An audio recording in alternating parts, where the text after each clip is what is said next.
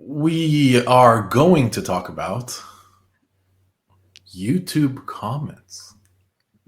Like, but not you guys, right? Like, not our beloved, No.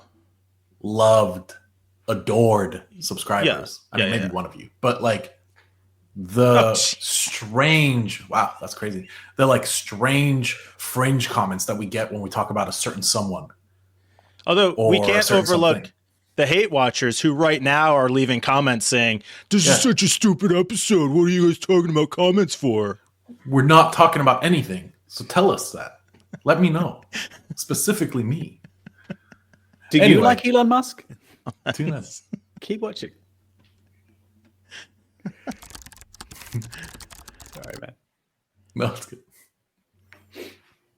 We share... So we ask people to like and subscribe and leave a comment and join us on Discord.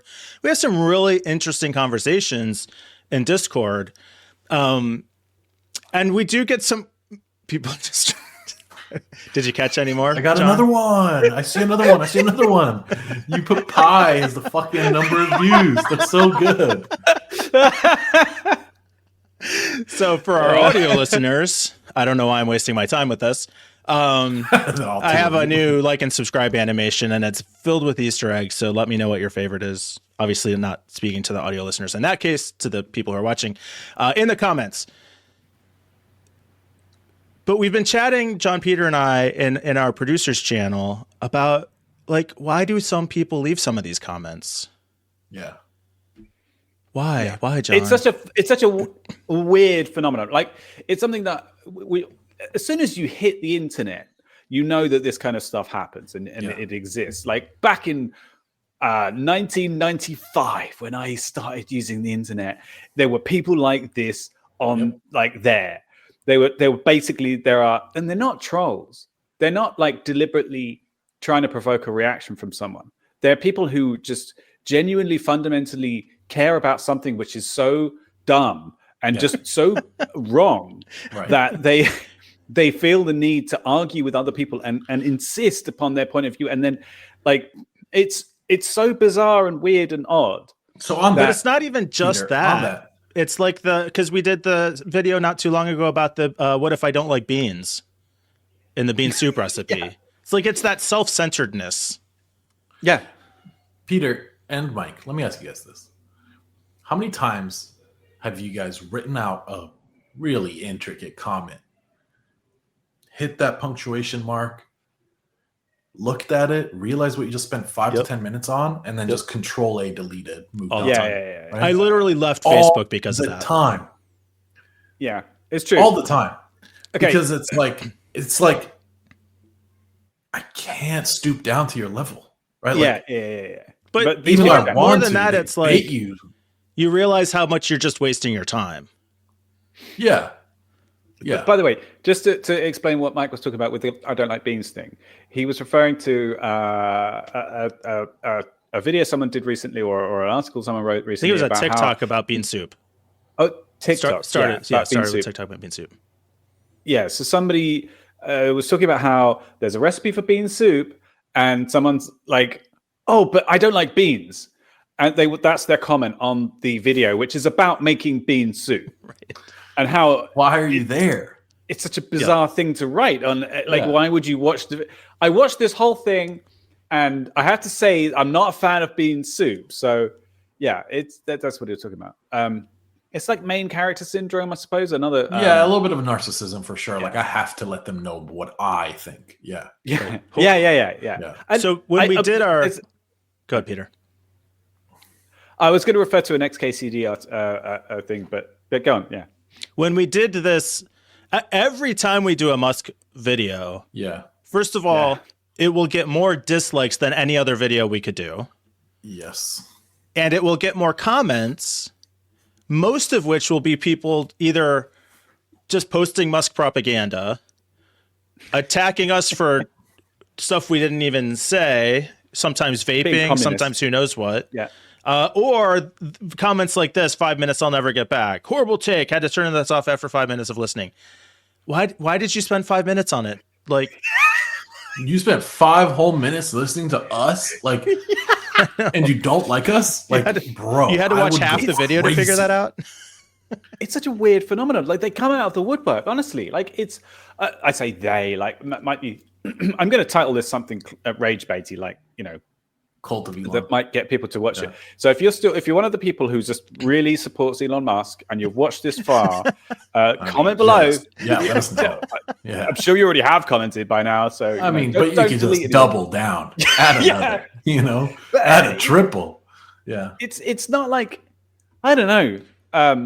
Dunking on Elon Musk is kind of fun, and it's also almost an art form. Right, like it's like it's kind of an idiot, but like we really go wild with it. So why do people support him so much? Why is there that like fanaticism for him? I think that because of his he has some. If you look at Elon beyond the bad, right, and only look at the wants, like his goals and his achievements. Like he's gonna be remembered. Oh yeah, 100%. Right? So will Donald Trump. Yes, but I think Donald will have a way worse rep than Elon. Like, think about this for a second. Musk is only just getting started, potentially.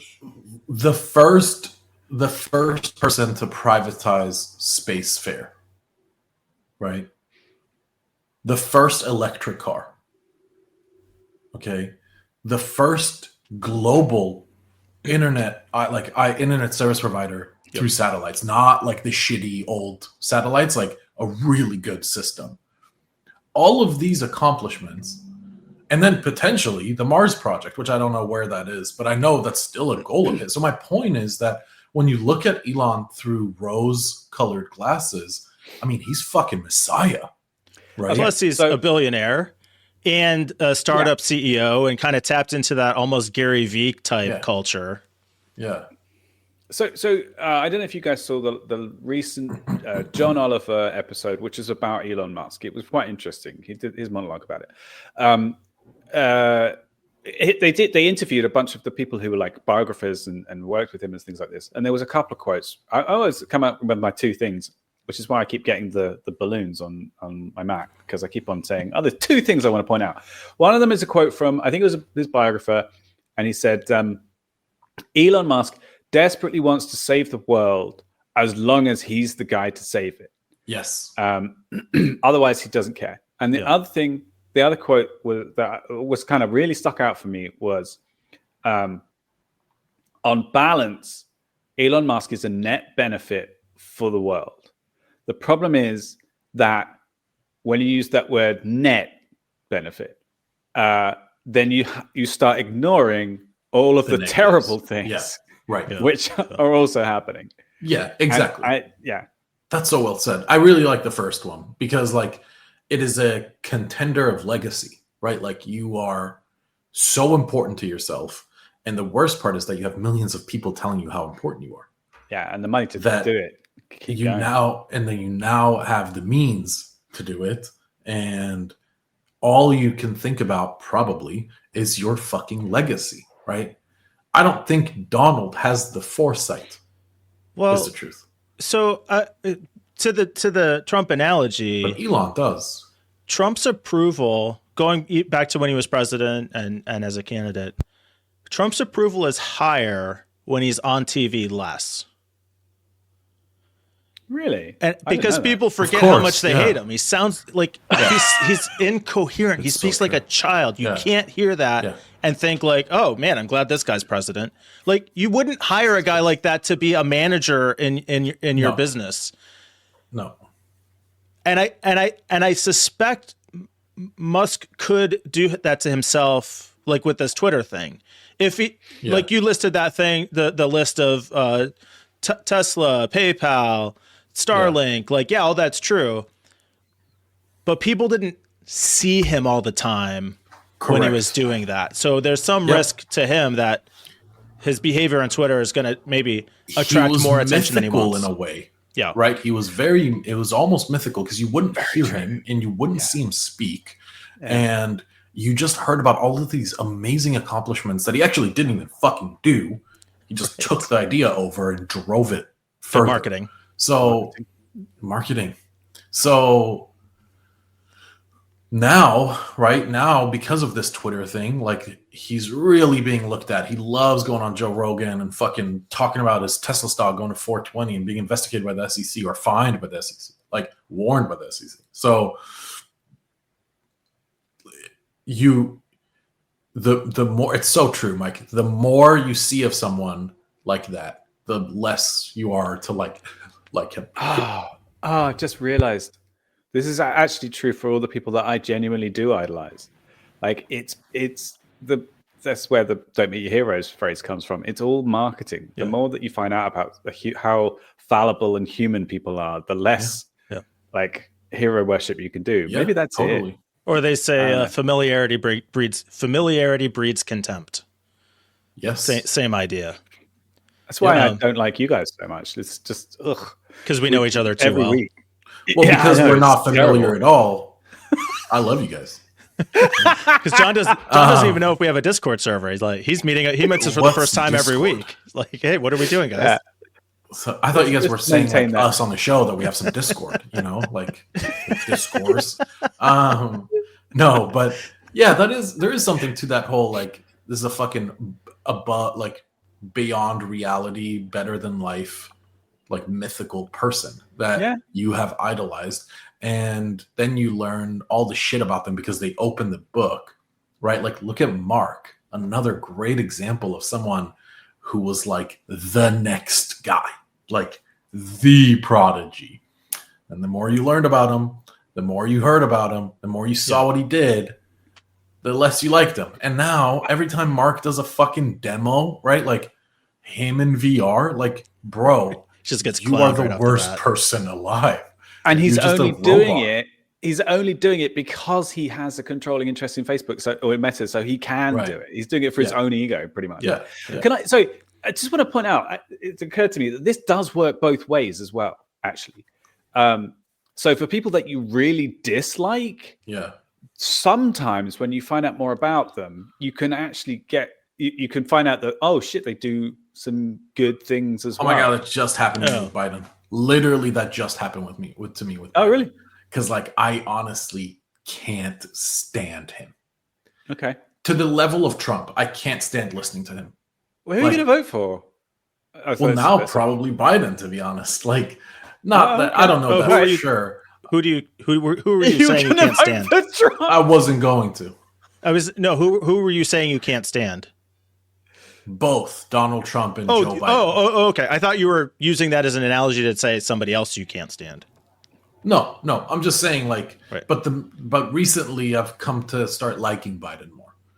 And why? Like, I mean, no need to get into it because it's politics, but that was just like an example that you reminded me of. That, like, yeah. So, where were we? My favorite slogan from 2016 was "Settle for Biden," and that's pretty much where I am still today. Was it really? That wasn't a campaign slogan, but I saw a sign that was like "Settle for Biden." Just settle for settle for Biden. Yeah, that's exactly where I am today. The other aspect of the YouTube comments more generally was like the likes and dislikes or reporting. I mean, I've seen people will like report channels just because. I mean, this happened to me personally, and it was. I had like 50 subscribers and a video with like half a dozen views, but some group came across it and decided to report it, and my channel was shut down for hate speech. And I appealed it, and then YouTube's like, "Oh, sorry." Or they purchased the hate or the mass reporting, I know, right? It's like ridiculous. Their services to do it. So fucked up. Yeah. That's just the worst. People are terrible. Yeah. Yeah. People suck. Be better.